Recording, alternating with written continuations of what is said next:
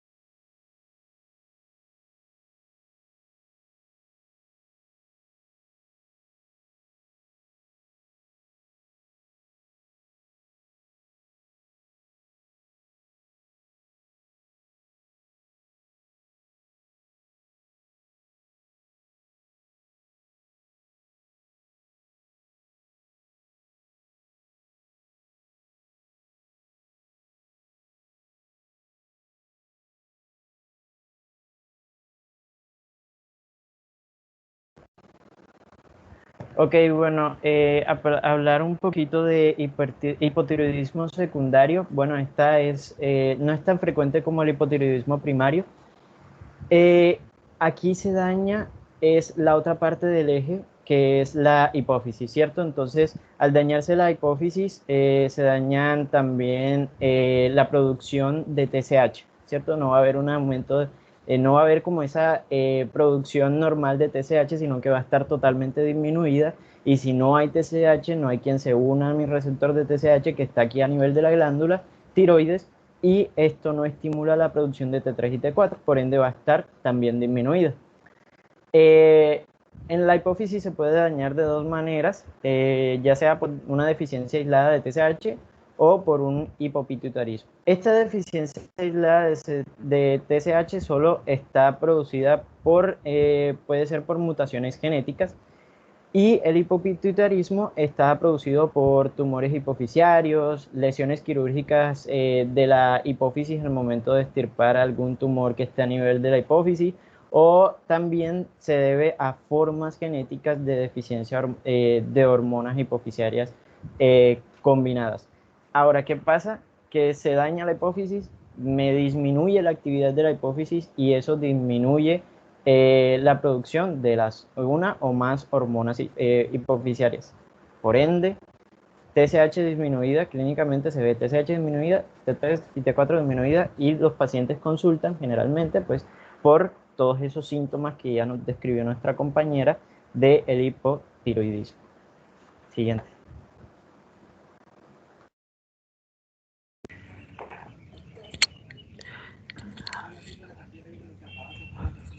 Bueno, yo les voy a hablar sobre el hipertiroidismo primario. En este lo que sucede es que hay un problema, una mutación directamente en la glándula tiroides. ¿Qué sucede? La glándula tiroides no va a recibir las señales de que disminuya la producción de T3 y T4, lo cual nos va a producir bóceo, que consiste en un agrandamiento de la glándula tiroides.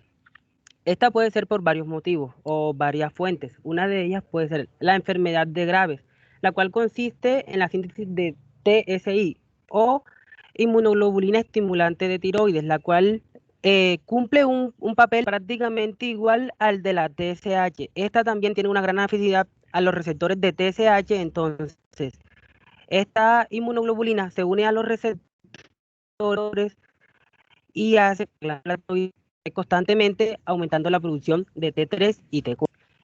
Tenemos también el uso multinodular tóxico, el cual consiste en que en la glándula tiroides se producen múltiples nódulos, los cuales tienen una capacidad funcional autónoma, produciendo un hiperfuncionamiento tiroideo, aumentando de esta manera la producción de T3 y T4.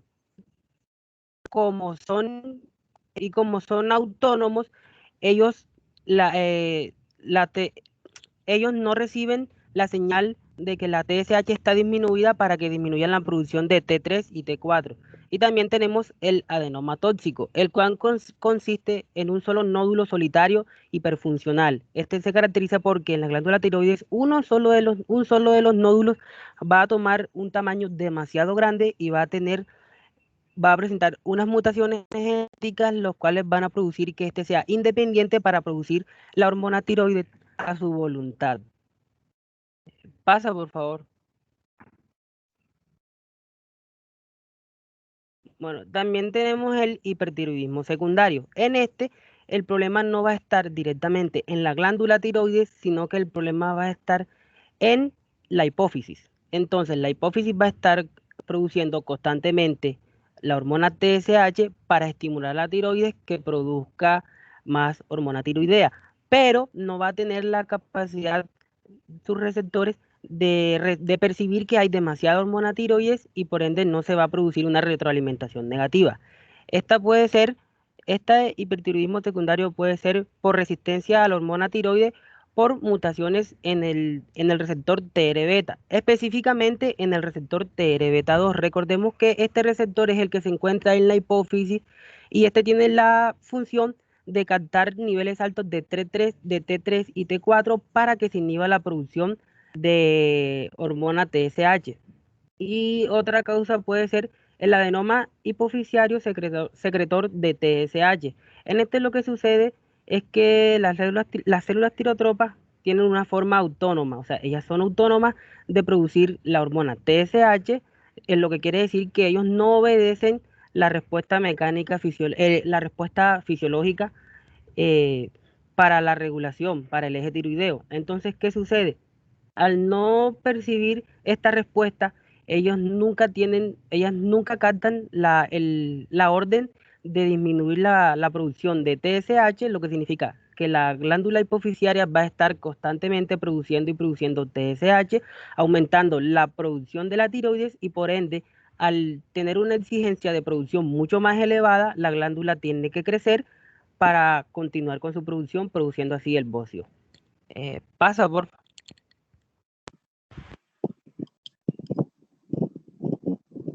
Bueno, ahora vamos a hablar como tal del manejo de la patología tiroidea. Entonces vamos a empezar con el tratamiento del hipotiroidismo. Para el tratamiento del hipotiroidismo vamos a tener dos objetivos principales. Uno, que va a ser conseguir obviamente la desaparición de estos síntomas o la mejoría de estos y mantener las concentraciones de TSH en sus valores normales.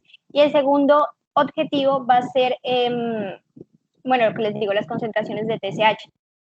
¿Qué va a pasar acá? Que aquí va a existir lo que uno dice, o sea, existe como una controversia sobre cuál va a ser la concentración de TSH adecuada en los pacientes para darles el tratamiento. Entonces decimos que en los pacientes jóvenes se les va a, o sea, la TSH adecuada va a ser de 1 a 2.5 microgramos por mililitro en los pacientes de mediana edad y en los ancianos de 5 a 7 microgramos sobre mililitro y en los octogenarios en 7.5 a 8 miligramos por mililitro. Listo. Ahora, bueno, el inicio de este tratamiento, o sea, bueno, pues ¿qué va a pasar? Sabemos que en la tiroides vamos a secretar las dos hormonas, o sea, la tiroxina y la tirodotrina. Entonces, en este tratamiento lo vamos a empezar y más o menos a los 2 o 3 semanas vamos a empezar a ver las mejorías en lo que son los síntomas. Pero digamos que para que tengamos un estado eutiroideo vamos a verlo hasta las 6 a 8 semanas donde pues se hace un control de lo que es los niveles de TSH. Entonces por eso se dice que se van a hacer revisiones clínicas cada 12 meses. Siguiente diapositiva. Bueno, entonces como les estaba diciendo, nosotros sabemos que la tiroides va a secretar pues las dos hormonas, la tiroxina, la T4 y la tiroyodotrina, la T3. ¿Qué va a pasar? Que este tratamiento se le dice que es un tratamiento sustituto, porque aquí lo que vamos a hacer es administrar este medicamento que es la levotiroxina, que va a ser una hormona sintética de la tiroxina, o sea, la T4 natural. Entonces, ¿por qué es tan bueno este tratamiento? Porque este medicamento va a ser básicamente una copia de la T4 y por lo tanto su mecanismo de acción va a ser el mismo de la T4, que va a ser en el punto de transformarse en T3 y cumplir todas las funciones que tiene a nivel de la homeostasis y de la diferenciación celular. Bueno, esta levotiroxina se va a administrar por vía oral con una dosis diaria de microgramo, o sea, en microgramos, y pues obviamente van a variar las marcas y pues obviamente la presentación en comprimidos, o sea, va a ser en tabletas y pues van a tener diferentes cantidades de concentraciones, entonces pues eso va a depender. ¿Qué va a ser importante de la administración de este medicamento? Que lo tenemos que administrar una vez al día, o sea, es una dosis diaria, y tiene que ser 1 hora antes del desayuno, ya que necesitamos que la secreción ácido gástrica no nos afecte la absorción de la levotiroxina en el caso cuando estamos, o sea, con el alimento. Bueno, ¿qué otra cosa? Bueno, entonces se recomienda tomarla, pues bueno, 1 hora antes del desayuno, con un vaso de agua. Decimos que este tipo de medicamento va a tener la absorción en lo que es el yeyuno y el ilio superior y va a tener una vida media en el hipotiroidismo de más o menos 9 a 10 días. Entonces, por lo que vemos, tenemos que tiene una vida media prolongada. Bueno, la levotiroxina va a ser eliminada por las heces en un 20%, pero como todas las otras hormonas tiroideas, es eliminada principalmente por la vía renal. Tenemos que la dosis inicial y el tiempo necesario para alcanzar lo que es una sustitución completa van a depender tanto de la edad de la persona, el peso y el estado cardíaco del paciente. Entonces se recomienda más o menos una dosis inicial de 1,6 microgramos por kilogramo día en lo que son los jóvenes y los adultos y en los pacientes con en los pacientes mayores o con cardiopatía isquémica de 25 a 50 microgramos por kilogramo día.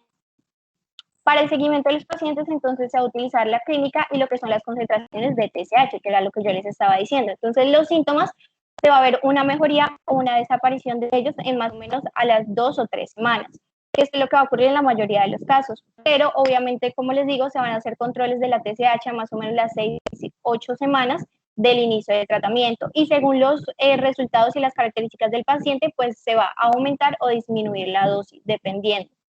Bueno, entonces, como les digo, esta levotiroxina es muy buena porque pues va a ser básicamente una copia de la T4, entonces tiene pues su mecanismo de acción va a ser ese, cumplir pues las funciones de la T4 natural de nuestro cuerpo.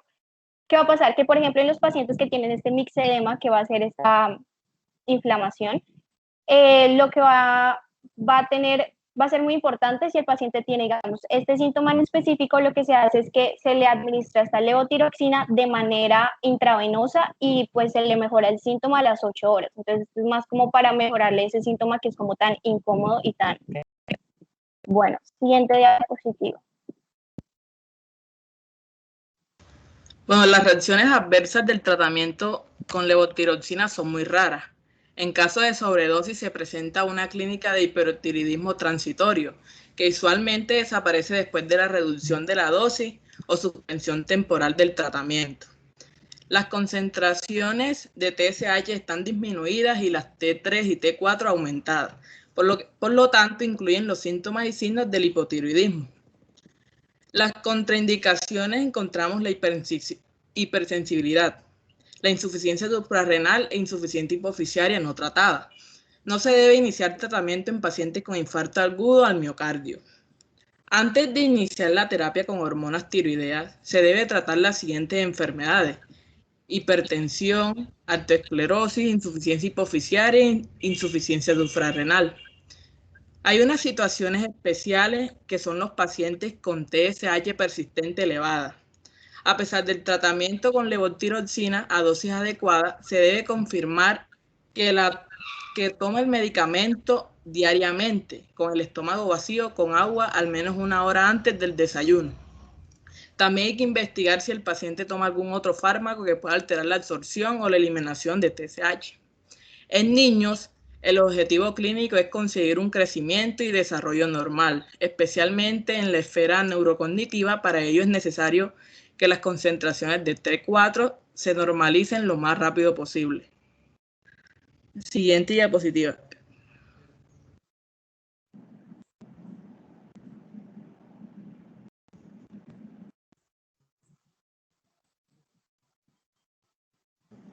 Bueno, entonces para el tratamiento del hipertiroidismo tenemos un tratamiento antitiroideo. Este es aquel que impide la formación de hormonas tiroideas, ya que inactivan la peroxidasa, evitando así la oxidación de yoduro. Y por lo tanto también se evita la incorporación de los residuos de tirosina a la tirolubina. Además, aquí también se bloquea lo que es el acoplamiento de los residuos de la iodotirosina para formar T3 y T4. Entonces tenemos como fármaco antitiroideo, podemos administrarlo de la siguiente manera, como tratamiento definitivo o...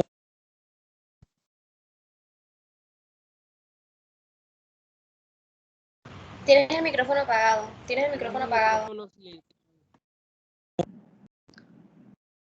¿Por dónde quedé? Por el tratamiento definitivo. Sí, por ahí. Exacto. Bueno, entonces en tratamiento definitivo lo que se hace aquí es anticiparse a una remisión espontánea de la enfermedad de Drey y sobre todo se puede administrar en pacientes con embocios pequeños o hipertiroidismo leve. Y junto con yodo radioactivo lo que se hace es acelerar la recuperación hasta que aparezcan los efectos de la radiación. Además tenemos que aquí en este último lo que se administra son metimazol y prepiltiuracilo. En este último, este prepiltiuracilo va a inhibir la deyodación periférica de T4 y T3, por lo que este sería el antitiroideo de elección en la crisis tirotóxica. Pasa, por favor.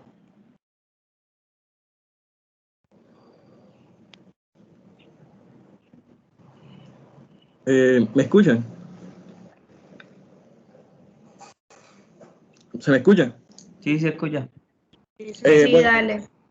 aquí tenemos dos medicamentos que son el metimazol y el propiltiuracilo, en el cual tenemos que el metimazol inhibe la síntesis de las hormonas tiroideas y esto se da ¿cómo? Se da a nivel de la glándula tiroidea. Bueno, la glándula tiroides. Y esto se da porque interfieren en la incorporación de yodo a restos de tirosina. Entonces, ¿qué hace esto? Esto lo bloquea el acoplamiento de la yodotironina y por lo general esto tiene una vida media entre 3 a 13 horas. Y también tenemos que el propiltiuracilo inhibe la síntesis de hormonas tiroideas e interfiriendo con la incorporación de yodo. Y esto se da más que todo en los residuos de tirosil de la tiroglobulina. Entonces, estas además inhiben la desonidación de la T3 y de la T4. Bueno, como tal, entonces aquí lo que tenemos es el inicio del tratamiento con una dosis de inicio.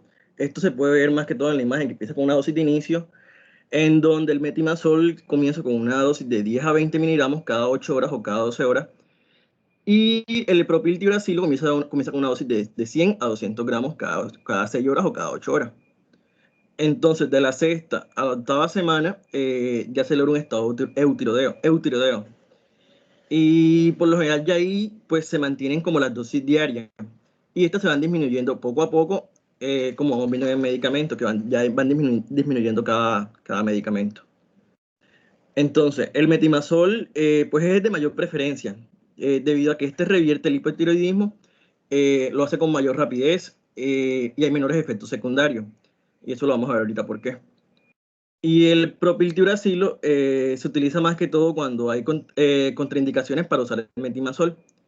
Y esto es más que todo, esto más que todo se ve pues en el embarazo.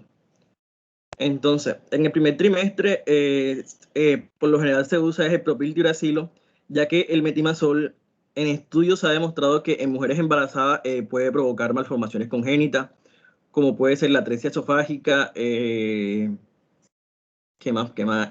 Bueno, produce la atresia esofágica en los recién nacidos. Entonces se propone en el primer trimestre, se trate pues con propiltiuracilo. Y ya después el resto del embarazo se puede usar metimazol. Entonces, en las mujeres que están lactando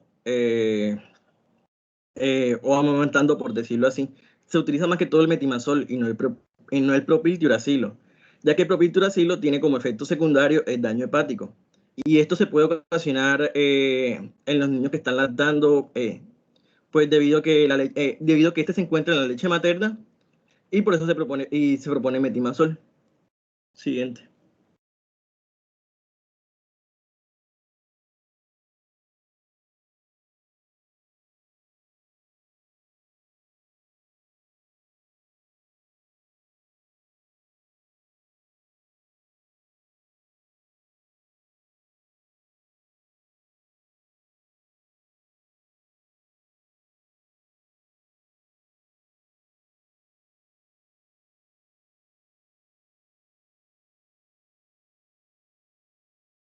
Perdón, se me desconectó este teléfono. Bueno, tenemos como tal, eh, aquí se ve más que todos los efectos secundarios normales y estos se clasifican pues en menores y mayores. Los medicamentos menores son los que se resuelven pues espontáneamente o se puede suspender el medicamento pues pueden cambiarlo. Entonces, aquí lo que se da más que todo es que puede ser un exanterma, una urticaria, una fiebre y una altragia. Y en los mayores como tal, es cuando se presenta pues granulocitosis y daño hepático, vasculitis, y esto más que todo pues por lo general puede haber como tal un daño hepático, y esto lo ocasiona el propiltiuracilo, como ya se los había dicho anteriormente. Siguiente diapositiva.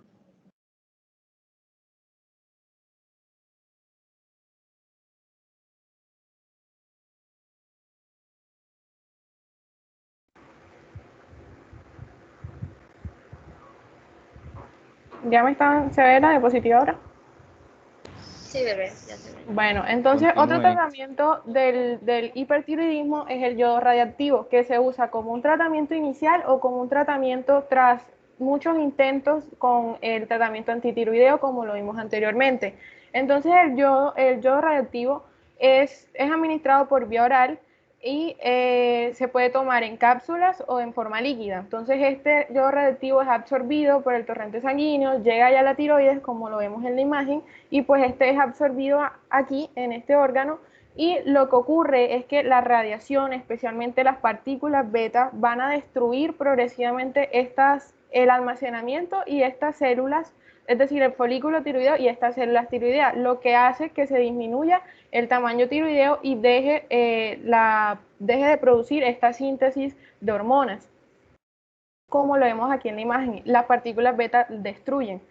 Entonces, el yodo radioactivo se administra una sola dosis, ya calma esos síntomas de hipertiroidismo, y el efecto completo se da es a los 3 meses. Pero durante este lapso debemos saber que se van a presentar los síntomas, entonces para controlarlos se suministra los fármacos antitiroideos como lo vimos anteriormente, y debemos saber que siempre se debe procurar administrar la dosis mínima, como la vemos ahí en cada una de las patologías del hipertiroidismo. Y debemos saber que no existe una dosis óptima universal que llegue a un estado eutiroideo, sino que siempre se va a producir ese hipotiroidismo. Entonces no existe una dosis óptima.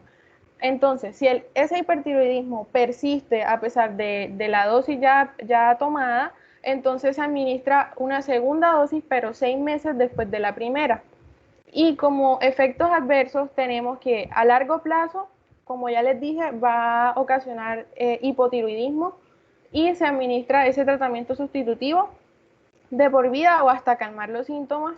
Y también se asocia como efecto adverso a largo plazo es la carcinogénesis, porque hay un incremento pequeño después de esa administración de cáncer renal, gástrico y mamario, porque estos tejidos tienen transportador de yodo y sodio paralelo de NIS, como lo vimos anteriormente, y pueden ser susceptibles a esa radiación.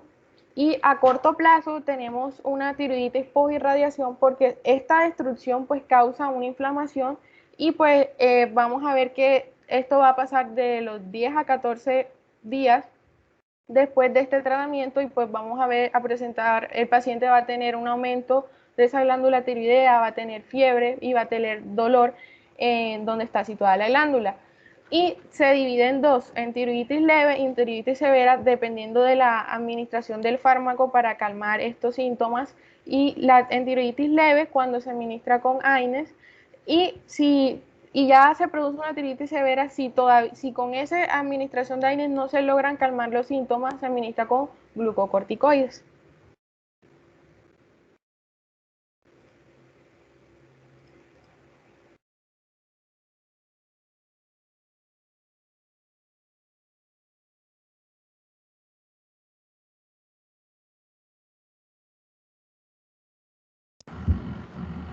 Bueno, ya hablando sobre las reacciones alérgicas, no vamos a encontrar reacciones alérgicas en esta forma de yodo, ya que la forma química que va a tener este yodo es de manera inorgánica, a diferencia del yodo orgánico, que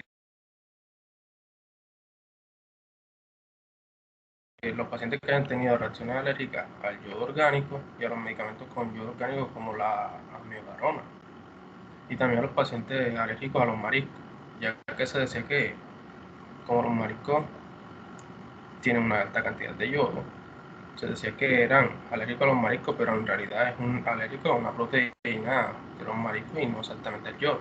Todos estos pueden ser tratados normalmente con este yodo sin tener alguna reacción alérgica. Bueno, hablando sobre las contraindicaciones, vamos a tener que el embarazo y la lactancia. En el embarazo, este yodo puede cruzar la barrera placentaria y puede destruir la tiroides del feto. Entonces, si se administra después de las 12 semanas de gestación, puede producir un hipotiroidismo.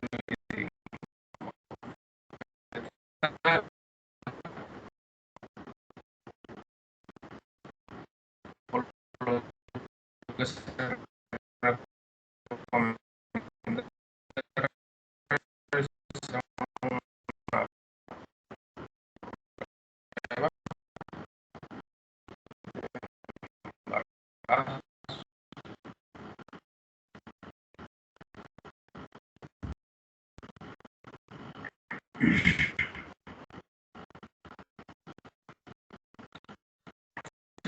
no desean José, se te está escuchando un poco entrecortado. preferiblemente que lo haga ya después del tratamiento, que cuando ya no tenga pues, los efectos secundarios o algún problema, persistencia. En la lactancia, aquí ya se puede decir que lo mejor es la lactancia porque un 50% de la dosis de yodo que está aplicada aparece en la leche materna. Entonces, unas 6 semanas antes y retrasarla como mínimo unos 3 meses ya después de todo esto. No puedo que se va a no se escucha. Y ahora. Ya escuchan mejor. Se te está escuchando un poco entrecortado. Ya se escucha mejor. Bueno, como les decía, no se van a necesitar una hospitalización. Son más que todo instrucciones. Armar un poco la posición de entonces, dependiendo de lo que haya decisión, después de eso lo va a acelerar y calmar rápido. Una vez calmar la pues, cortar la calificación, realizando y eliminando esa parte tóxica. Entonces, siempre se va a recomendar, más que todo, es mantener una distancia bastante, como por ejemplo 2 metros durante la primera semana, que no se acerque a niños, mujeres embarazadas, por lo menos una semana también, ya que, como sabemos, puede causar positivismo. Bueno, también otra cosa que se recomienda es aislarlo un poco, que a pesar de que tenga personas que lo cuiden, se debe ir utilizando materiales en los que la persona hasta pueda irse limpiando todos estos artículos para que no haya un contacto directo con la otra persona. Bueno.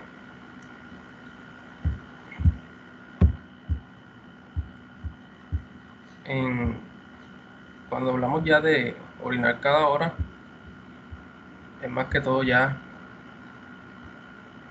una ingesta de líquidos que tenemos que darle a este paciente porque la principal ruta de eliminación, como sabemos, es la orina.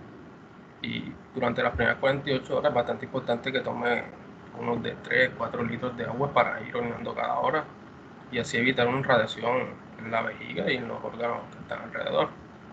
Luego vamos a tener un seguimiento posterior a esta administración ya para mantener ese seguimiento de intervalo de 4 a 6 semanas para así lograr un eutiroidismo o en algunos casos hipotiroidismo.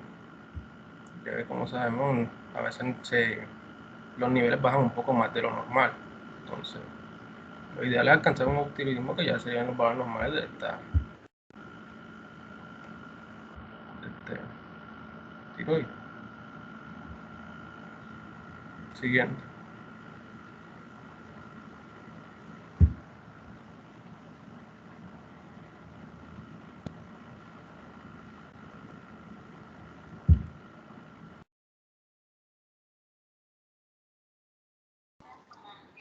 Listo. El último grupo.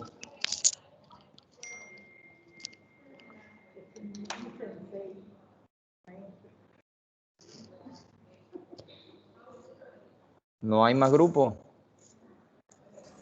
Sí, doctor. Sí, doctor, el grupo 4. Bueno, Sí, doctor.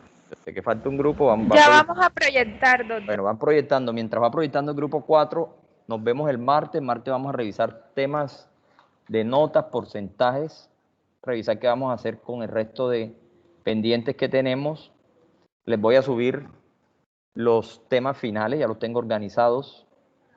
Las sustentaciones finales de tuberculosis, lepra, infección de transmisión sexual, los temas que tienen que ver con antivirales, antimicóticos.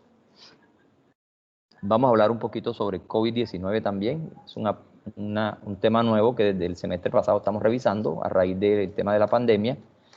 Entonces ya tengo los grupos asignados y se los voy a entregar. La próxima semana debemos hacer el parcial para terminar este segundo corte. Entonces el martes coordinamos. De todas maneras, hasta el momento está programado el parcial para el jueves, más tardar el viernes de la próxima semana. ¿Oyeron? Entonces el martes organizamos y coordinamos todo. ¿Listo? Le vamos con el grupo 4, vamos a hablar de anestesia. ¿Listo? Empezamos con el grupo 4. Bueno, nosotros le vamos a exponer el tema de anestesia. ¿Podrías pasar, porfa?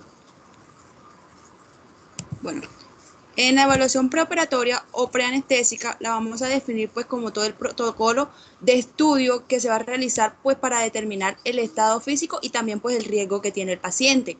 Esta valoración pues va a depender y se debe contar pues con exámenes de laboratorio como la biometría hemática, pues la química sanguínea, las pruebas de coagulación y de gabinetes tales como la radiografía de tórax y también los electrocardiogramas, que pues son estudios realizados al paciente antes de la administración de la anestesia.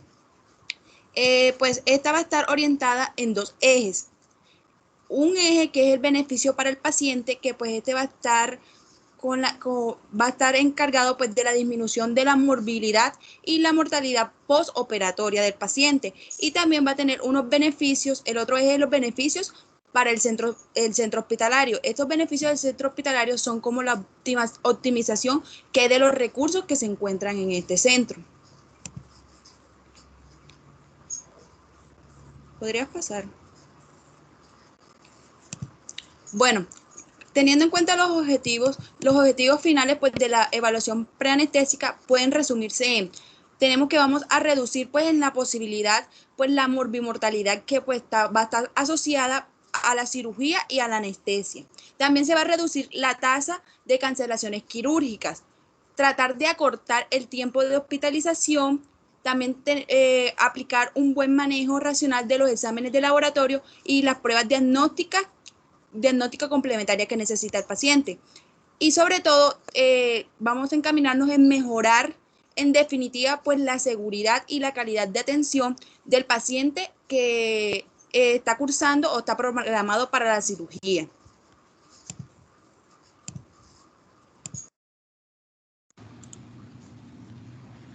Pasa, por favor. Bueno, esta evaluación debe ser hecha por un especialista en anestesiología, el cual va a tener en cuenta información que va a estar contenida en distintas fuentes. Estas fuentes son historia clínica, examen físico, entrevista médico-paciente, exámenes complementarios, y toda esta información es necesaria para que el especialista pueda formular un plan anestésico adecuado en cada caso. Esto con el fin de reducir la morbimortalidad perioperatoria, la ansiedad preoperatoria del paciente y poder concretar el documento que es el consentimiento informado. Durante este examen físico se van a contemplar todos estos exámenes y ahí va a tener una duración de alrededor de 15 y 30 minutos, en los cuales se va a tener en cuenta lo ya antes mencionado, además de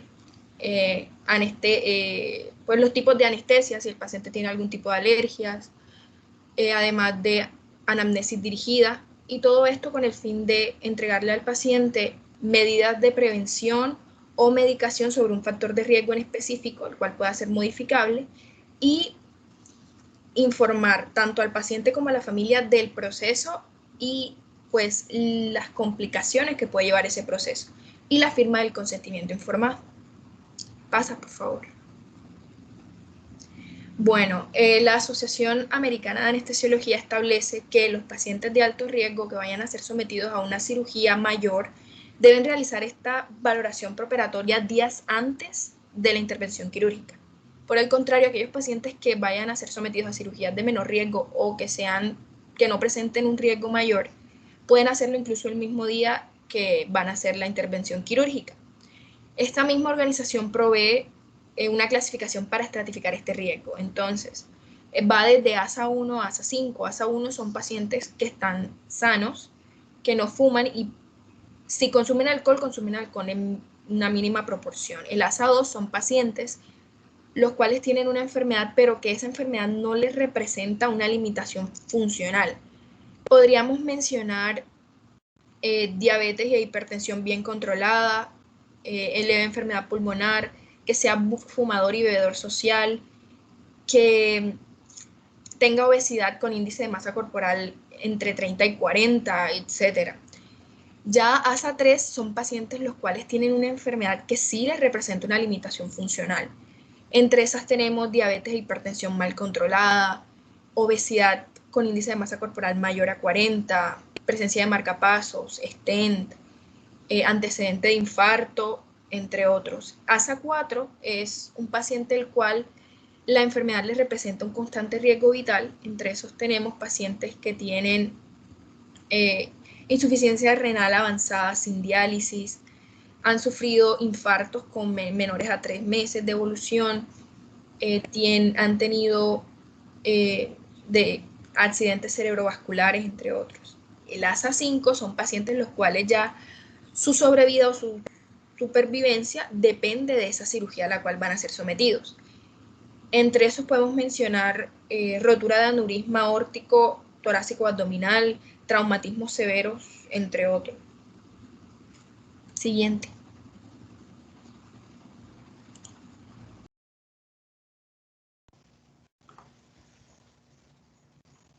Ok, buenas tardes.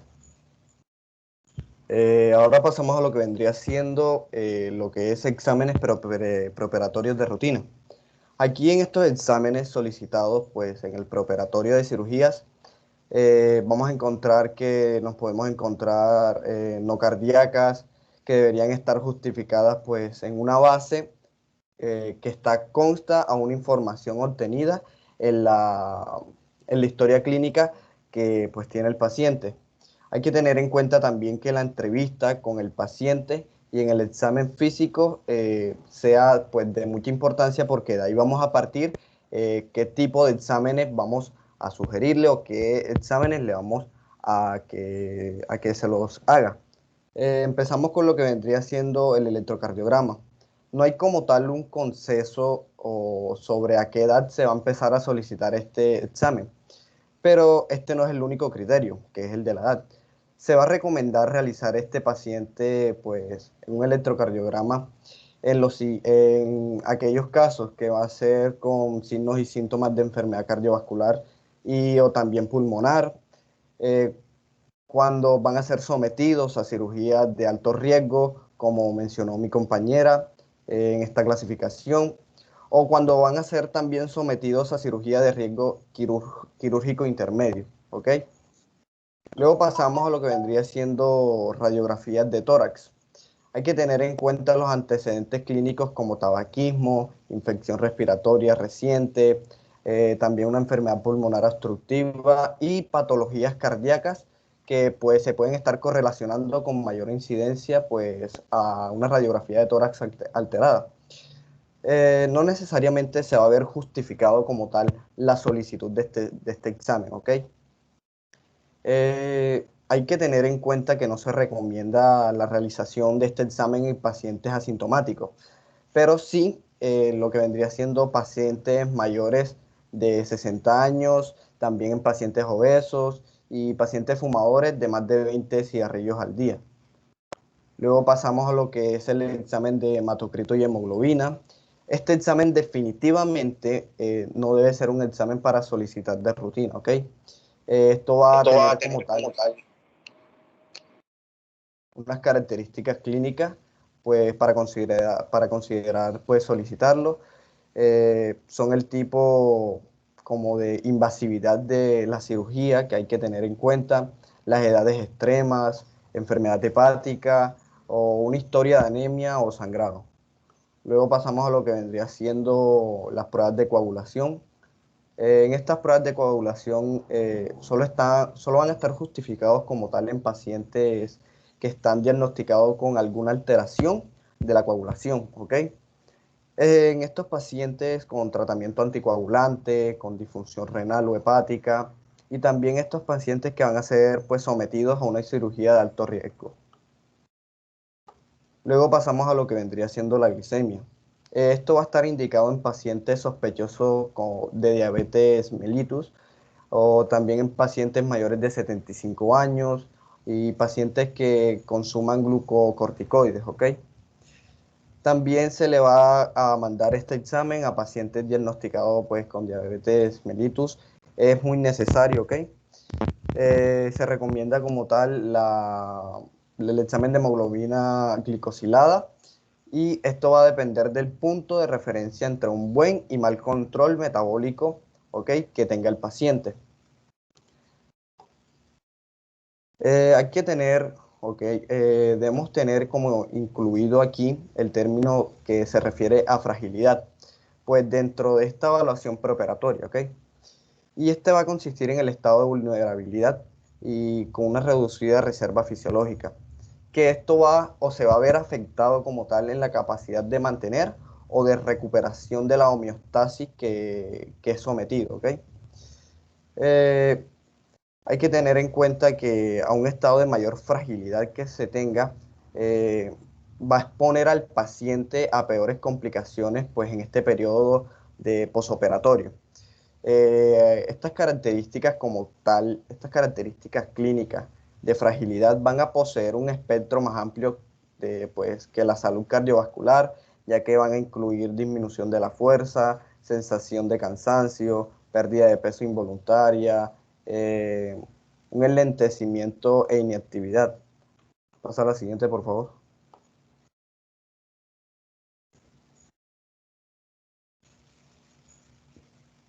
Ok, ahora entramos a lo que vendría siendo la estimación de riesgos quirúrgicos pues, de estas alteraciones cardíacas. Vamos a tener que los factores quirúrgicos que influyen en el riesgo pues, cardíaco van a estar relacionados pues, más que todo con la urgencia, la magnitud, el tipo y la duración del procedimiento. Hay que tener en cuenta que los cambios en la temperatura corporal, la pérdida de sangre y también estas alteraciones de los fluidos. Otro término que hay que tener en cuenta vendría siendo el estrés quirúrgico, pues aumenta más la demanda pues, de oxígeno del miocardio y la cirugía puede estar produciendo alteraciones en el equilibrio entre factores protrombóticos y fibrinolíticos, ¿ok? Además de que puede favorecer la hipercoagulación y la trombosis coronaria.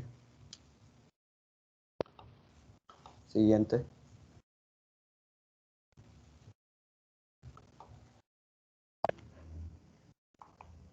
Bueno, ya hablando de los fármacos, empezamos con los sedantes hipnóticos. Estos fármacos tienen una característica muy importante y es que ellos son los que se encargan o de inducir el inicio del sueño y el mantenimiento de este, con la característica de que ellos electroencefalográficamente tienen las mismas ondas que el sueño natural, es decir, las ondas REM y no REM se dan en el mismo momento que una persona que está durmiendo sin el efecto de este fármaco.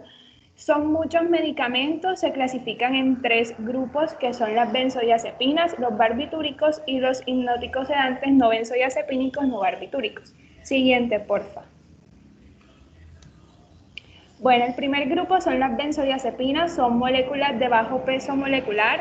Ellas son muy liposolubles y esto es lo que explica por qué difunden muy rápidamente hacia el sistema nervioso central y atraviesan también muy rápido la barrera hematoencefálica. Están conformadas por un anillo de diazepina y un anillo imidazólico. Tienen muchos efectos a nivel del sistema nervioso central como sedación, ser hipnóticos, amnésicos, ansiolíticos, antidepresivos, anticonvulsivos y relajantes musculares. Están indicados para tratamientos de la ansiedad, la depresión, ataques de pánico, insomnio, sea de inicio o de mantenimiento, alteraciones musculoesqueléticas, convulsiones, las personas con síndrome de abstinencia al alcohol y en nuestro caso es un tratamiento coadyuvante muy importante para la anestesia. Digamos que entre las desventajas que tienen es que son muy variables en cuanto a su efecto de paciente a paciente. Por lo general se les tienen que ajustar las dosis a cada paciente, a otros se les tiene que hacer monitoreo cardiorrespiratorio y están contraindicados para pacientes que tengan daño severo hepático o renal. De acuerdo a su vida media, se clasifican en 3. De vida media larga son como el más famoso, que es el diazepam, el nitrazepam o el flunatepam. De vida intermedia están el oxazepam y el tenazepam, y de vida media corta el midazolam y el dormicum. El midazolam es muy importante en la anestesia y la reanimación, porque por su estructura química puede ser muy liposoluble a pH fisiológico y por esto es muy efectivo en el sistema nervioso central, pero también puede ser muy efectivo a nivel de la mucosa gástrica o en pHs menores a 4. Entonces, no solo va a ser efectivo a nivel del sistema nervioso central, sino que se va a distribuir muy bien en otros sistemas del organismo del paciente. Siguiente.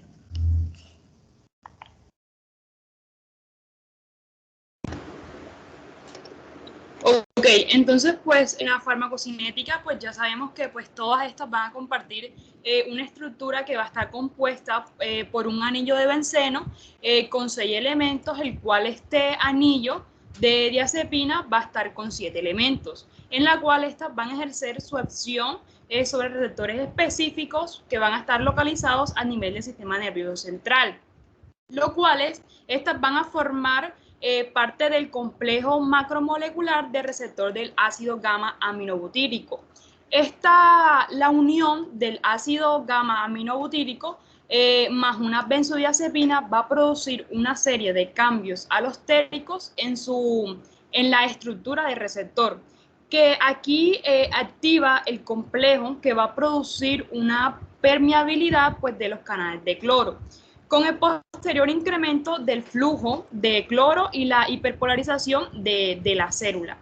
Pasa, por favor. Entonces, en los efectos adversos tenemos que a dosis terapéuticas las benzodiazepinas van a producir un grado variable de sedación, de somnolencia, de letargia y de laxitud, sobre todo al inicio del tratamiento. También puede observarse una disartria, una ataxia, una incoordinación motora, alteraciones de conciencia y amnesia. La frecuencia y la gravedad con que aparecen estos efectos adversos van a incrementar con la edad del paciente. Tenemos que pues solamente en raras ocasiones estos fármacos van a producir una serie de respuestas anormales o paradójicas que aparecen sobre todo en pacientes con psicosis latentes. Las benzodiazepinas administradas en dosis altas van a producir una depresión respiratoria y cardiovascular de forma indirecta al deprimir el sistema nervioso central. Los efectos adversos observados tras la administración intravenosa van a incluir una parada respiratoria y cardíaca, una hipotensión y una flebitis en el lugar de la inyección. La toxicidad de las benzodiazepinas va a aumentar considerablemente cuando se toman en una combinación con otras sustancias. Pasa, porfa. Ok, entonces pues tenemos que un dato importante es que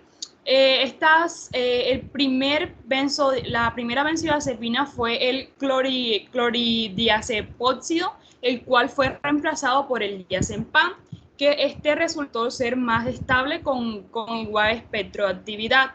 Tenemos que estas benzodiazepinas van a ser fármacos liposolubles al pH fisiológico y de bajo peso molecular, lo cual explica su gran volumen de una distribución y del paso rápido al sistema nervioso central.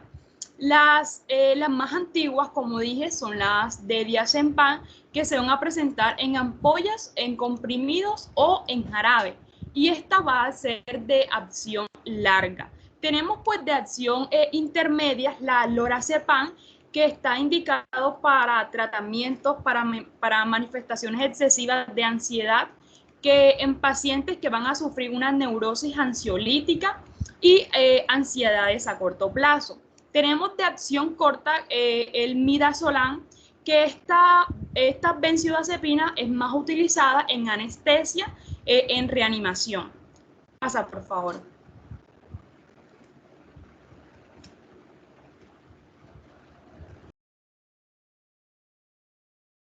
Tenemos el segundo grupo de sedantes hipnóticos, que son los barbitúricos, y aquí tenemos que es un compuesto que carece de actividad depresora central y sin embargo presenta unos grupos alquilos que lo que hace es conferirle actividades sedantes hipnóticas, teniendo en cuenta también que todos estos derivados del ácido barbitúrico tienen actividad depresora sobre estos tejidos excitables, que lo que hacen es aumentar esa acción inhibitoria postsináptica del GABA en estas terminaciones nerviosas. Sin embargo, su lugar principal de acción pues están en un complejo macromolecular del receptor GABA, que se une a este mismo GABA y lo que hace es incrementar un flujo de cloro. Estos barbitúricos pues se han agrupado según su duración de acción, y entonces tenemos los de acción ultracorta, que son liposolubles, que se distribuyen rápidamente en el sistema nervioso central para luego pues distribuirse por todo el resto de tejidos, y son también administrados por vía parenteral.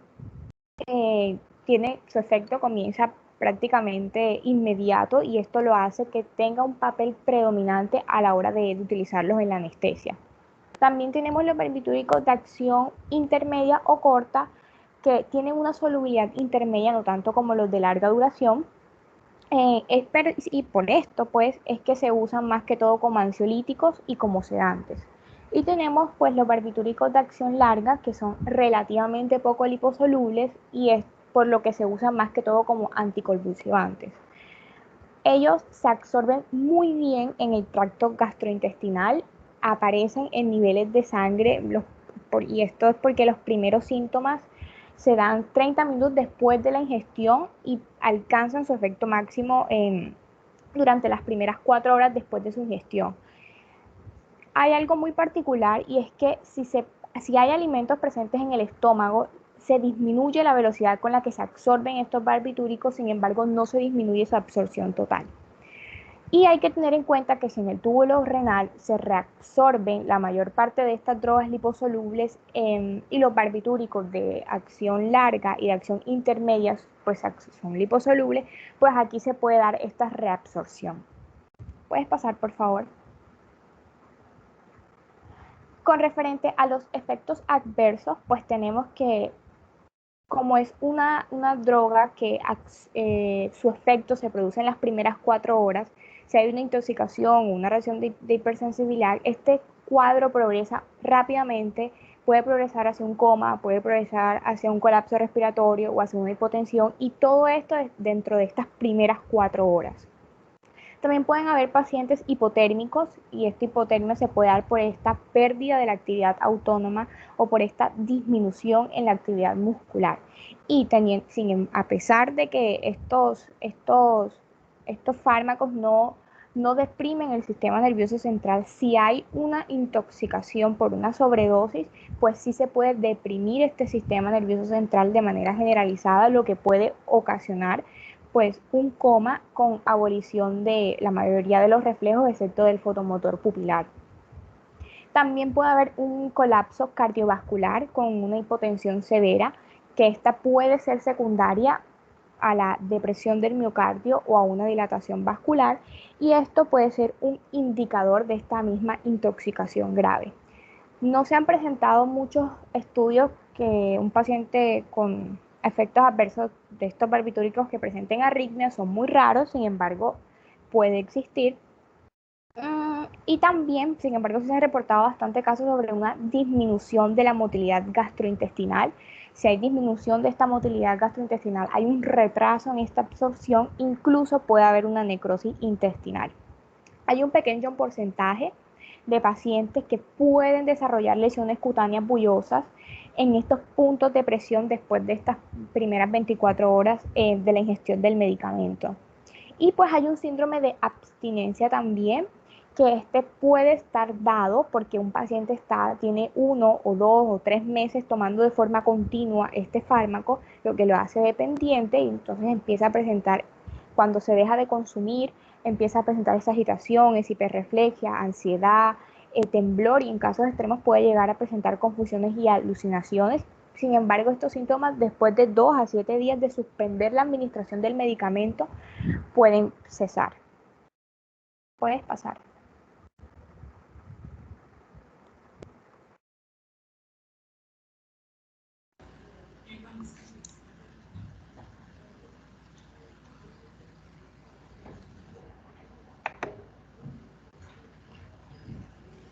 Ok, en el caso de los hipnóticos sedantes no barbitúricos, no benzodiazepánicos, tenemos en primer lugar el meprovamato, el cual es un fármaco que además de su indicación en el tratamiento de enfermedades tales como la ansiedad, puede tener un efecto antidepresivo y además puede ser un relajante muscular.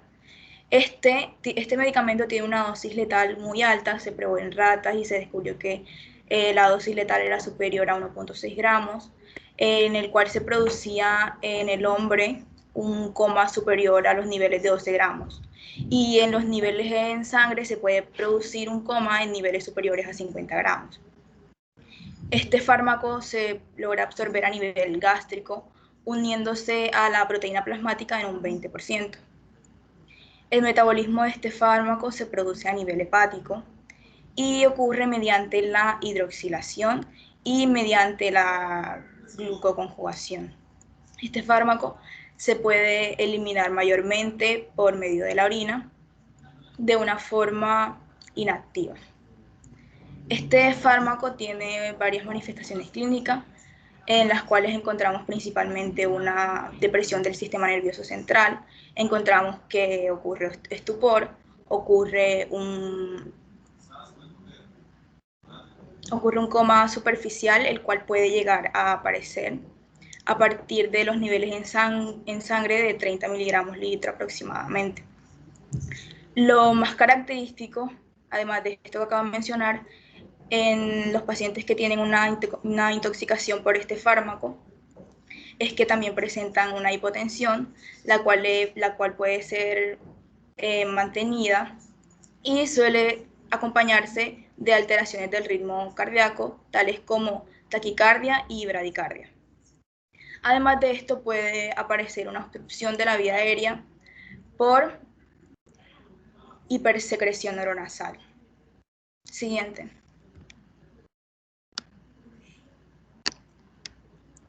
Bueno, también tenemos la buspirona, la cual el mecanismo de acción no está bien conocido, pero se puede decir que este se une al CMRGB,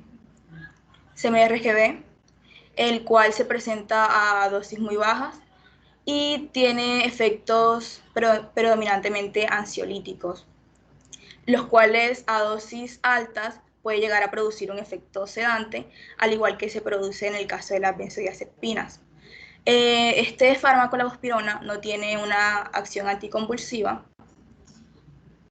y tampoco tiene una acción como relajante muscular. Y pues este fármaco, además de esto, se puede llegar a absorber bien por medio de la vía oral. También se pueden obtener picos muy altos a partir de las 2 horas de haberse consumido, y la vida media de este fármaco en el cuerpo va de las 2 a las 3 horas de haberse consumido. Y en el caso del Soplicon, este fármaco no es un fármaco benzodiazepínico con efecto no es un fármaco benzodiazepínico, tiene efecto ansiolítico y de tipo relajante muscular. El mecanismo de acción de este fármaco se dice que es mediante la unión de receptores propios a nivel del CMRG también. Este es capaz de desplazar el diazepam y el flunitrazepam.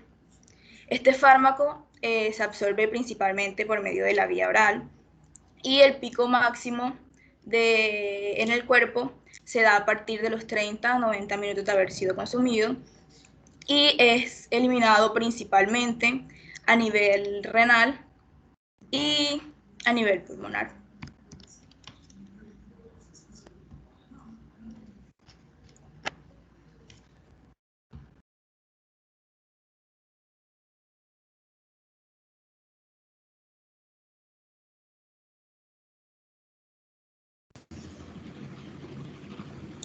Ok, entonces, continuando con los ejemplos, tenemos lo que sería el Zolpidem y el Alpidem. El Zolpidem sería, o más bien es un análogo de los que serían las benzodiazepinas, pero no una benzodiazepina pues como tal, sino un fármaco hipnótico del grupo de los llamados pues fármacos zetas. Que estos fármacos zetas pues son un grupo de análogos obviamente de las benzodiazepinas, que estos son, o más bien que tienen efectos similares a estas y son utilizados más que todo para el tratamiento de pacientes pues con insomnio.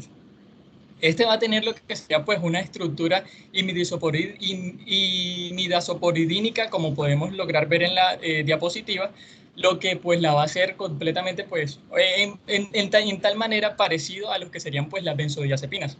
Es más, esta va a actuar sobre el mismo receptor pues obviamente de las benzodiazepinas y sobre pues los mismos centros activos del canal de cloro.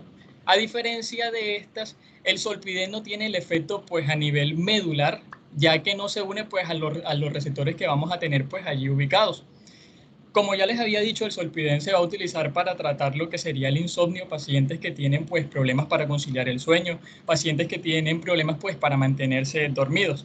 Así que vemos que para el tratamiento de un paciente que sufre de insomnio nos sale pues más factible darle el Zolpidem, que no tiene pues tantos efectos como lo sería pues la benzodiazepina, que sería su análogo. Tenemos contraindicaciones de estos fármacos.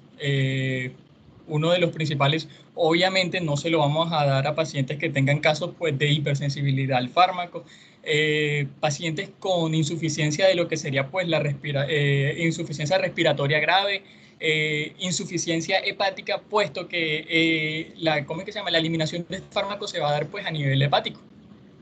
Tenemos también como ejemplos lo que sería el corisoprolol y el baclofen, que estos fármacos tienen pues fundamentalmente una acción que es de relajante muscular y no se le considera como pues un hipnótico sedante.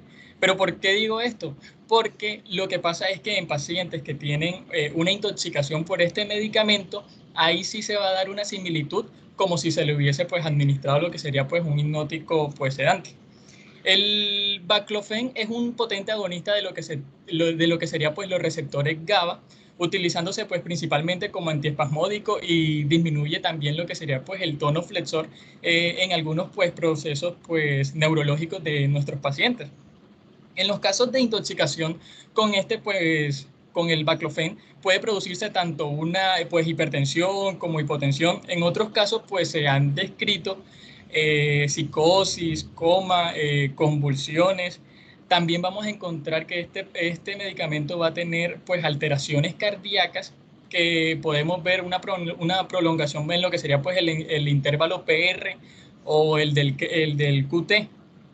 Entonces, el carisoprodol es un relajante muscular pues de acción central en lo que sería pues en los efectos antiespásticos, y ya que este bloquea lo que sería la actividad interneuronal en la pues, formación reticular pues, descendente en la médula espinal. Siguiente diapositiva, por favor. Entonces, los relajantes musculares. Los relajantes musculares son medicamentos que se usan para tratar pues, los espasmos musculares o espasticidad muscular. Sabemos, o más bien para tener claro, los espasmos musculares, o también llamado calambres musculares, son pues contracciones repentinas y obviamente involuntarias, que estas se pueden dar en un músculo en general o en un grupo pues, de músculos. Pueden ser causados por pues, demasiada tensión muscular, y esta lo que va a hacer es provocarle dolor pues, a nuestros pacientes. Estos se van a relacionar pues con afecciones como sería pacientes que se nos acercan y nos dicen no, que tenemos dolor de espalda, pues dolor en el cuello, y también pues en los casos de fibromialgias. Por otro lado, la espasticidad muscular, esto es un espasmo muscular que pues lo que va a causar es una pues dureza y rigidez en la tensión, pues que lo que va a interferir en algunas actividades normales que van a hacer nuestros pacientes, por ejemplo, lo que sería pues caminar, hablar, o incluso moverse pues normalmente. ¿Cómo es que se llama? Las condiciones que pueden causar espasticidad en nuestros pacientes incluyen lo que serían pues esclerosis múltiple, la parálisis cerebral también, la esclerosis pues lateral amiotrófica también. Aquí vamos a hablar también de algo que serían los bloqueadores neuromusculares, que estos son sustancias capaces de producir lo que sería pues una parálisis muscular en nuestro paciente, porque esto va a estar actuando en lo que sería pues la unión neuromuscular, donde van a bloquear lo que sería pues la transmisión de los impulsos nerviosos y por tanto, o sea, va a evitar lo que sería la contracción muscular de nuestros pacientes. Estos fármacos son utilizados pues en una gran parte en las unidades pues, de cuidados intensivos, fundamentalmente pues, para facilitar lo que serían las ventilaciones mecánicas a nuestros pacientes, pacientes que tienen, pues, no sé, que son problemáticos, que nerviosos, o incluso esto se hace para evitar cualquier daño que podría ocasionar un movimiento involuntario pues, de nuestro paciente. Más adelante vamos a ver pues, otras aplicaciones de este medicamento. Siguiente diapositiva, por favor. Bueno, siguiendo con los bloqueadores neuromusculares, estos son utilizados actualmente pues, dentro y fuera de las salas de operaciones. En cuanto al ámbito de la cirugía, estos se van a usar fundamentalmente con 3 propósitos.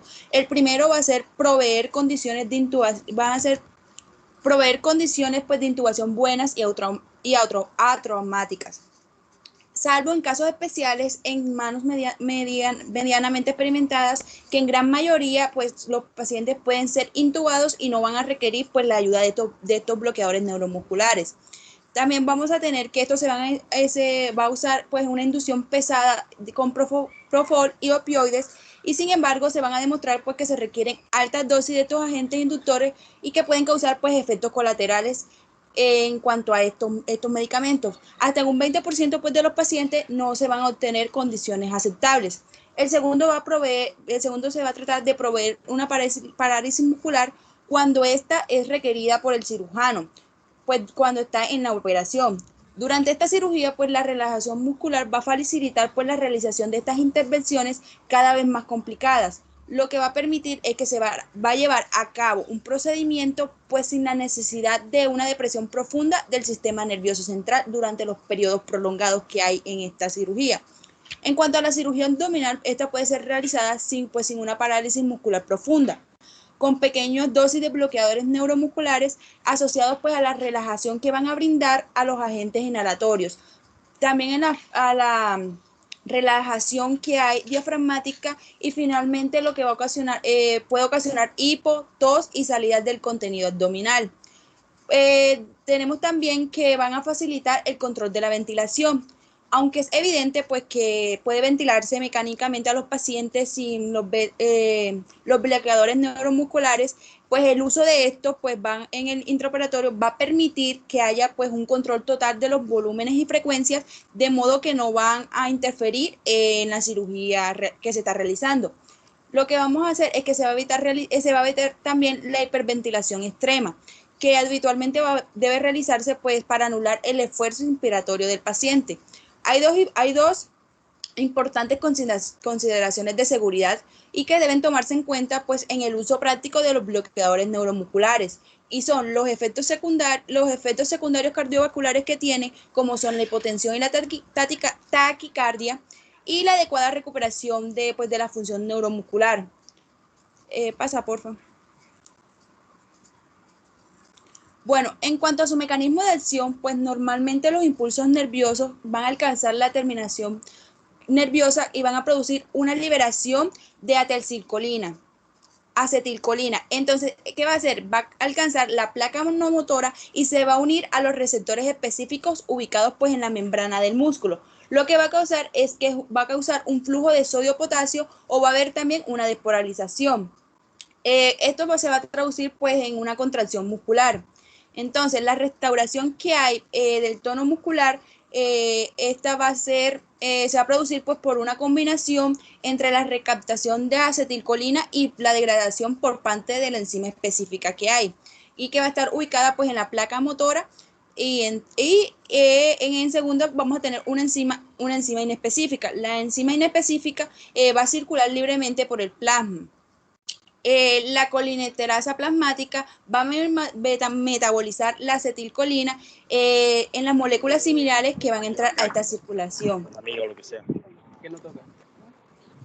Junior está aprendiendo, pero Rompió unas cuentas. ¿Quién habla?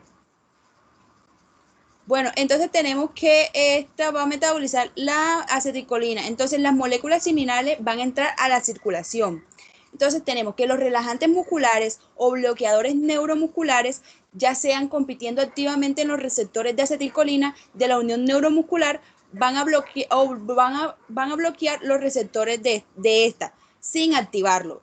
Lo que se conoce como bloqueador o despolarizante y no despolarizante.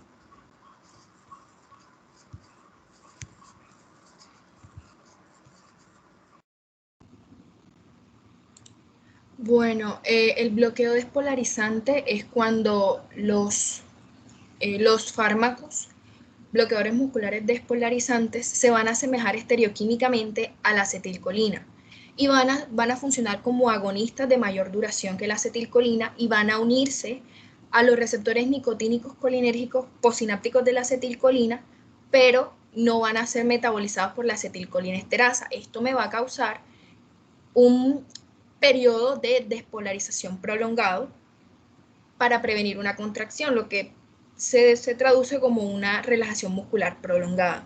La repolarización no va a poder hacerse hasta el momento que mi fármaco abandone la hendidura sináptica, y es allí cuando se va a volver a realizar el proceso de repolarización y pues la contracción muscular. En el caso del bloqueo no despolarizante, aquí mi fármaco va a actuar como un antagonista de la acetilcolina, es decir, me van a bloquear el receptor nicotínico para evitar que la acetilcolina se una, y lo van a hacer uniéndose y desuniéndose de manera muy rápida para evitar la apertura de los canales y así evitar la interacción que me va a causar la contracción muscular. Siguiente diapositiva.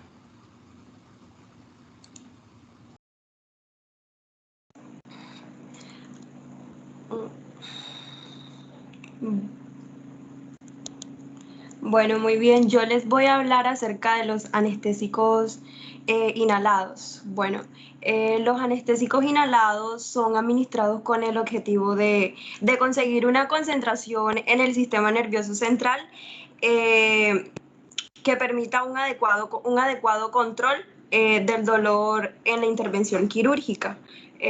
Pasa, Walter, por favor. Bueno, con respecto al mecanismo de acción como tal, pues se desconoce el mecanismo de acción exacto en el que estos compuestos producen el efecto anestésico. Sin embargo, pues se dice que estos fármacos producen un incremento en el umbral del potencial de acción y una alteración del estado físico de la membrana. Entonces, como hay un incremento en el umbral del potencial de acción de la membrana, esto va a modular la permeabilidad de los canales tanto de calcio como los canales de cloro, y esto va a aumentar la permeabilidad de sodio y de potasio. Bueno, por otro lado, también quiero resaltar que como va a haber una alteración del estado físico de la membrana, entonces el estado físico de la membrana se va a alterar por lesiones mecánicas. Entonces, por ello es que acá mencionamos la teoría lipídica, ya que esta dice que toda lesión mecánica del endotelio vascular va a generar que el líquido extracelular ingrese a los vasos sanguíneos. También pues quiero resaltar de que estos anestésicos actúan inhibiendo a la serotonina, la acetilcolina y el glutamato en las vías excitatorias del sistema nervioso central. Y también se dice que estas potencian la actividad inhibitoria del GABA en los receptores de este. Pasa, por favor.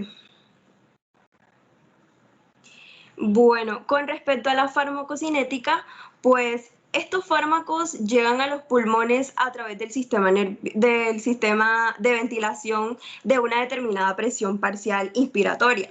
Entonces, desde aquí, pues el analgésico va a ser captado por la sangre y transportado hacia otros órganos y tejidos. Entonces, tras un cierto periodo de saturación, se va a alcanzar la presión parcial cerebral adecuada para la anestesia.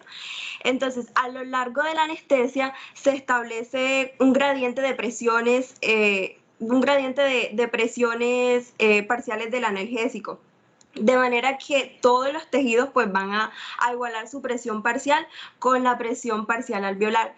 Entonces, controlando pues la presión parcial alveolar, vamos a poder controlar de manera indirecta la presión parcial cerebral. Entonces, ¿qué va a suceder? Sucede que la presión parcial alveolar de un anestésico inhalado pues va a ser el reflejo de la presión parcial cerebral, y pues es la razón por la que la presión parcial alveolar va a definir la rapidez de inducción y la recuperación de la anestesia. En conclusión, pues se puede decir que la absorción del anestésico va a depender de 3 factores: la solubilidad, el gasto cardíaco y la presión alveolar de la sangre venosa que retorna a los pulmones. Estos factores son determinantes durante la inducción y la recuperación de la anestesia inhalada.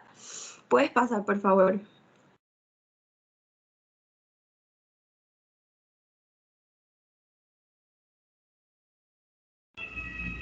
Bueno, hablando de la solubilidad, esta es una característica muy importante para el transporte del gas inhalado de los pulmones a la sangre. Y hay un concepto muy importante que es el coeficiente de partición sangre-gas, que lo que es una afinidad relativa del anestésico por la sangre en relación a su afinidad con el gas que se ha inspirado.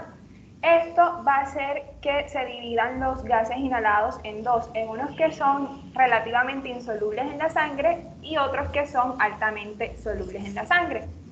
Los que son relativamente insolubles, lo que pasa es que cuando ellos ya pasan al torrente sanguíneo, su presión parcial va a aumentar de manera rápida, por lo que se necesita pocas moléculas en la sangre para que se pueda distribuir rápidamente. Y los que son muy solubles, como por ejemplo el sevoflurano o el enflurano, ellos necesitan muchas moléculas que difundan del pulmón al torrente sanguíneo para que pueda cambiar su presión parcial. Y además de eso, tienen pues una distribución mucho más lenta. Siguiente diapositiva.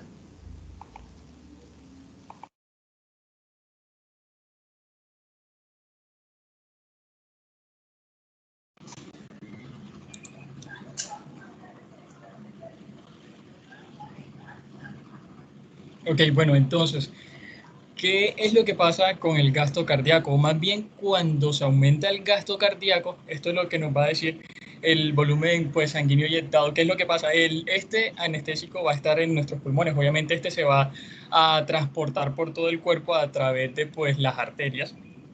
¿Y qué es lo que pasa? Tenemos un gasto cardíaco aumentado, este va a expulsar la sangre por nuestro cuerpo después de manera mucho más rápida, va a haber una absorción en lo que sería en los tejidos de nuestro cuerpo, va a haber una mayor absorción en los tejidos de nuestro cuerpo, no solamente de la parte pues, del cerebro que estamos hablando.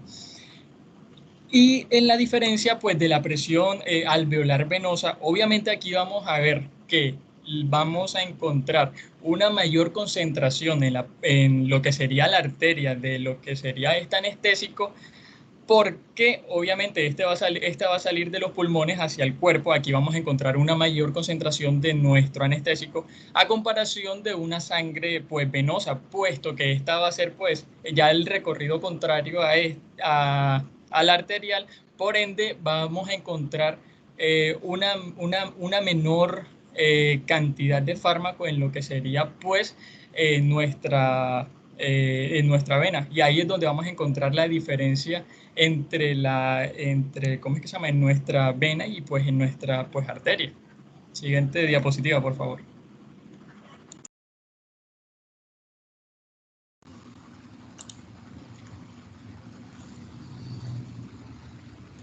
Bueno, el proceso de eliminación es la etapa que se da hasta el restablecimiento después de la anestesia por inhalación. y esta va a depender del tiempo en el cual ese analgésico demore para salir del cerebro. Los factores que influyen dentro de esta eliminación tenemos como importantes el coeficiente de partición sangre-gas, la solubilidad del anestésico, el flujo sanguíneo pulmonar, la rapidez de la inducción, etc. Y hay ciertas características que me van a distinguir esta fase de la fase de inducción. Tenemos que el transporte de un anestésico desde los pulmones a la sangre puede ser incrementado al incrementar la concentración de anestésico en el aire inspirado, pero no se puede hacer de forma contraria, es decir, de la sangre a los pulmones, debido a que la concentración en los pulmones no puede descender a cero. Otra característica es que al inicio de la etapa de restablecimiento, la presión del gas anestésico en los tejidos es variable, mientras que al inicio de la etapa de inducción, la presencia o la presión del gas en los tejidos es cero. En el proceso de eliminación influye también lo que es la exposición prolongada, debido a que no importa, porque generalmente los fármacos insolubles, tanto en sangre como en el cerebro, son los que se eliminan de manera más rápida que los que son solubles. Pero a la exposición prolongada, no importa si son solubles o insolubles, el proceso de eliminación va a ser más lento. Como por ejemplo, la piel, los músculos y el tejido adiposo. El proceso de depósito del anestésico allí va a ser menor, pero va a aumentar con la exposición prolongada, debido a que solamente recibe la quinta parte del gasto cardíaco en reposo, a diferencia del tejido vascular, que ese recibe mayor irrigación, por lo tanto el depósito va a ser más rápido y va a haber mayor cantidad. Por lo tanto, la eliminación en el tejido muscular, piel y adiposo va a ser más rápido que en el caso de lo que es el tejido vascular. En el caso del alotano, es el que más lento se elimina del organismo.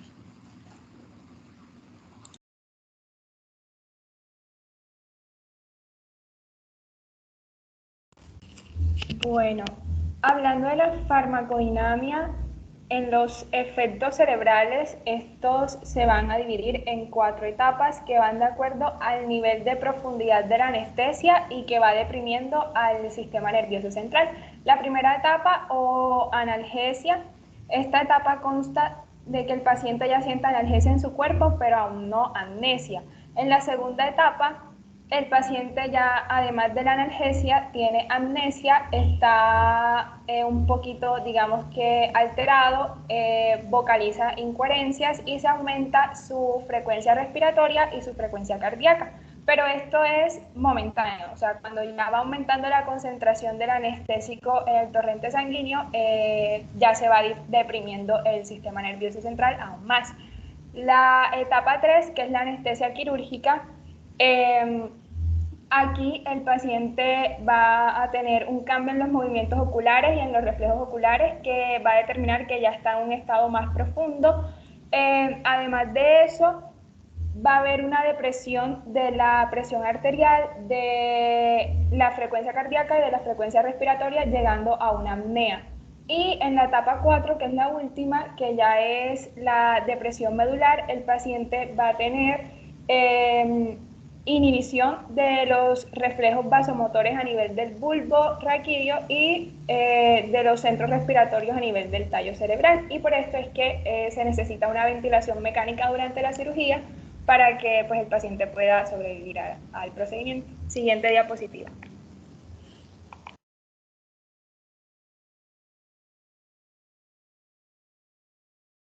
Bueno, en cuanto a los efectos cardiovasculares, tenemos que, por consiguiente, todos los anestésicos volátiles tienden a debilitar la presión arterial media en proporción directa a su concentración alveolar. Entonces, en el caso del alotano y el enflurano, la disminución de la presión arterial es causada principalmente por depresión del miocardio y también es poca la modificación de resistencia vascular pues, sistémica. En cambio, en cuanto al isoflurano, desflurano y sevoflurano, pueden producir más vasodilatación con efectos mínimos sobre el gasto cardíaco. Las diferencias pueden tener consecuencias importantes en pacientes que tienen insuficiencia cardíaca. Dado que el isoflurano, sevoflurano y sevoflurano pues conservan el mayor gasto cardíaco y también reducen la precarga y la poscarga. Y en cuanto al óxido nitroso, pues este también deprime la función del miocardio de una manera dependiente de concentración. Incluso los anestésicos producen vasodilatación coronaria. Y en cuanto a los efectos respiratorios, bueno, sabemos que todos los anestésicos volátiles poseen grados variables de propiedades broncodilatadoras. Aún así, la irritación de las vías respiratorias puede desencadenar accesos de tos y también apnea. Esta es provocada por la irritación de algunos anestésicos volátiles. Entonces, la irritación del isoflurano y de flurano puede hacer que estos anestésicos sean menos adecuados para por decirlo así, como para la inducción en pacientes con broncoespasmo activo. Estas reacciones rara vez ocurren en el alotano y sevoflurano, los cuales se puede decir que no son irritantes. Y en cuanto al óxido nitroso, también es un compuesto no irritante y este puede facilitar la inducción de la anestesia por inhalación en pacientes con broncoespasmo. Entonces, los anestésicos inhalados también deprimen la función mucociliar en las vías respiratorias durante la exposición, por decirlo así, prolongada a los anestésicos inhalados. Entonces, el tratamiento y el taponamiento por moco dan, como por decirlo así, resultado aparición de complicaciones respiratorias o operatorias, como hipoxemia y también infecciones respiratorias. Pasa la diapositiva, por favor.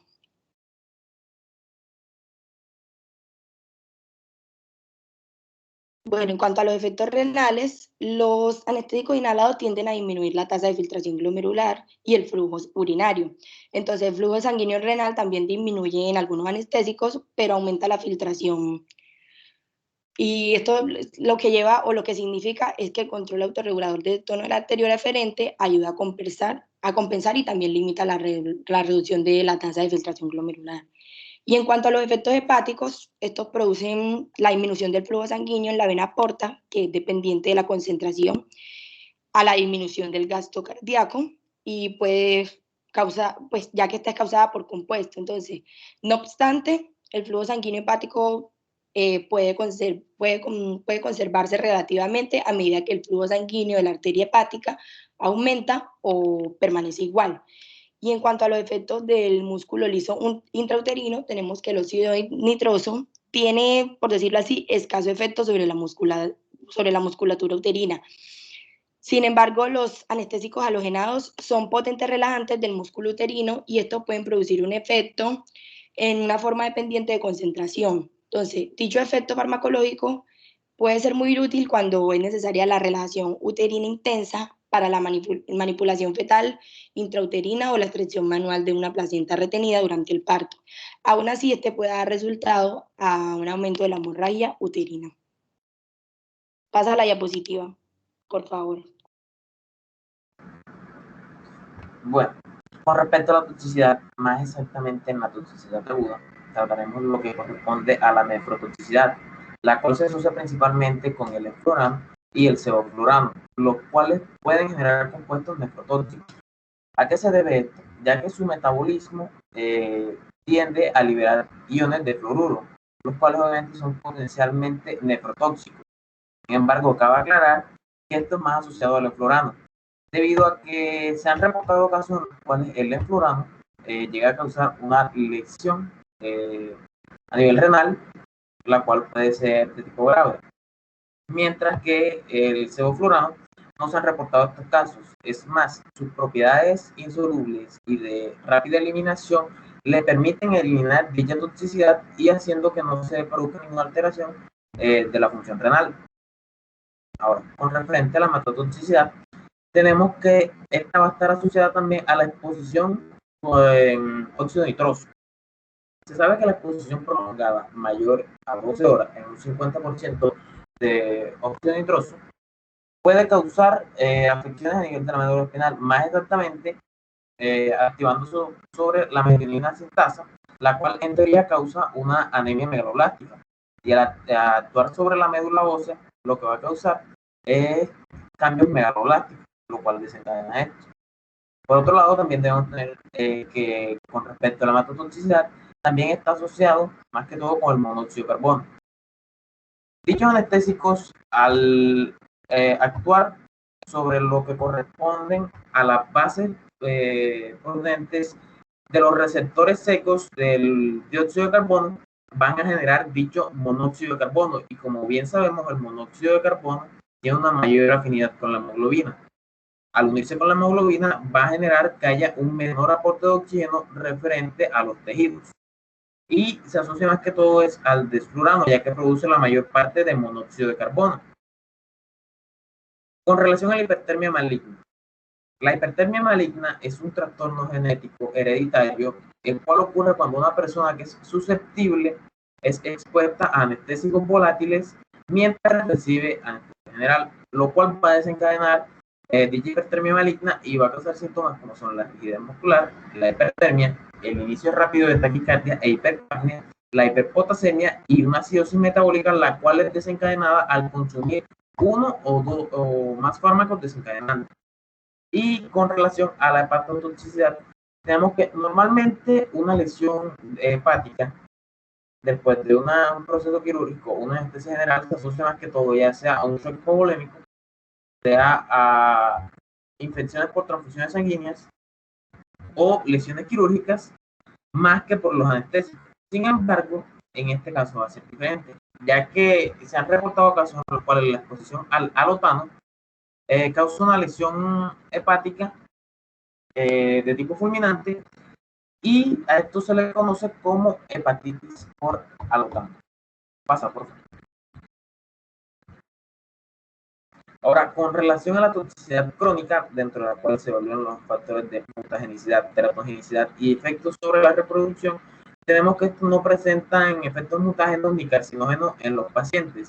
Sin embargo, una encuesta que se realizó previamente, de la cual analizamos, mostró que la tasa de reproducción de las pacientes femeninas a las cuales fueron sometidas a esta encuesta, mostró que tienen un aumento cuestionablemente más alto.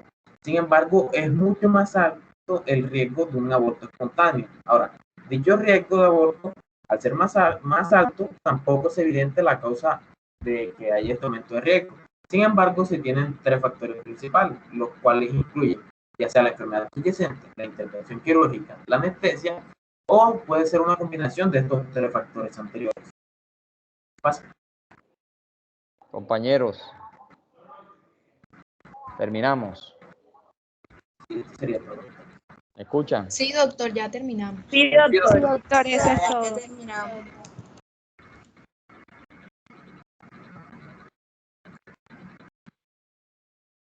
Muchachos, terminamos. Sí, señor. Sí, doctor. Ya finalizamos. Listo, entonces nos vemos el martes como hablamos y estén listos para el jueves el parcial. ¿Listo? Martes. Listo, doctor. Aquí va el parcial, doctor. Listo, doctor. Temas que van a entrar son los temas de exposición, ya ustedes saben. Doctor, ¿a qué hora es el parcial? El jueves. Yo les confirmo la hora. Listo, doctor. Gracias. Listo, que estén muy bien. A estudiar. Gracias, doctor. Luego.